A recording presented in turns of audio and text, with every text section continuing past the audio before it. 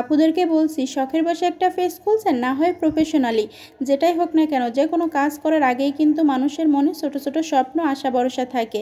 আমরা যেমন ফেসবুকে কাজ করতে আসছি, তো এখানে একটা ভিডিও ছাড়লেই ভাইরাল হয়ে যায় না, একটা পেজকে বড় করতে গ্রো করতে অনেক সময় লাগে।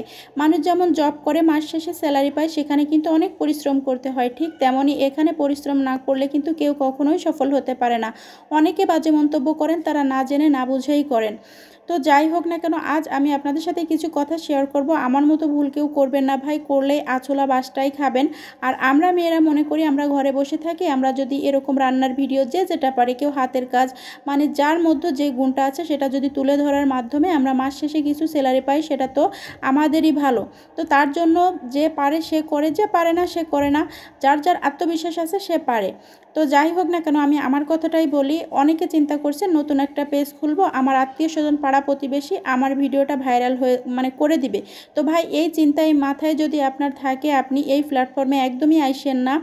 আপনার যদি চিন্তা থাকে যে হ্যাঁ আমার মধ্যে আত্মবিশ্বাস আছে, আমি একাই পারবো, তাহলে আপনি আইসেন। আর যদি চিন্তা করেন আমার মার বাড়ি, বাবার বাড়ি, শ্বশুর বাড়ি 14 গোষ্ঠী আমার ভিডিও ভাইরাল করে দিবে, তাহলে এই প্ল্যাটফর্ম আপনার জন্য না। এখন আমার কথায় আসি।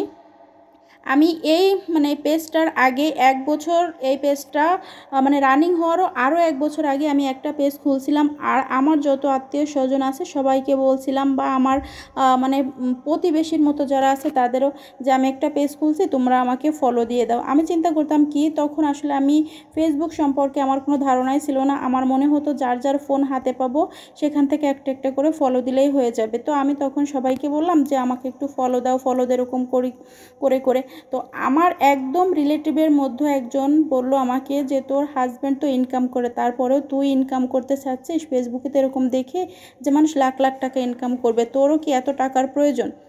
তো বিশ্বাস করেন, আমাকে একদম হাসি মুখে বাসটা দিয়ে দিল আর আমি খেয়ে নিলাম। তো এরকম আস্তে আস্তে সবাই কম বেশি বলতে বলতে আমার এক সময় মনটা এত বেশি খারাপ হলো, আমি পেজটা একদমই বন্ধ করে দিলাম, কাজটাও বন্ধ করে দিলাম। পরে 1 বছর পরে আবার নতুন করে শুরু করলাম। তারপরে কেউ জানে না, ঠিক আছে, হঠাৎ করে কেমনে কেমনে যেন জানলো। এখন কারো নাম তো আমি এখানে তুলে ধরতে পারবো না।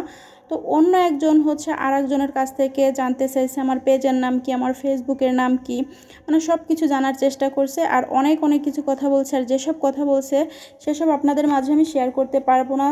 তারা আমার কাছের মানুষ, বললেই অবশ্যই আমার ভিডিও তারা দেখবে, শুনবে।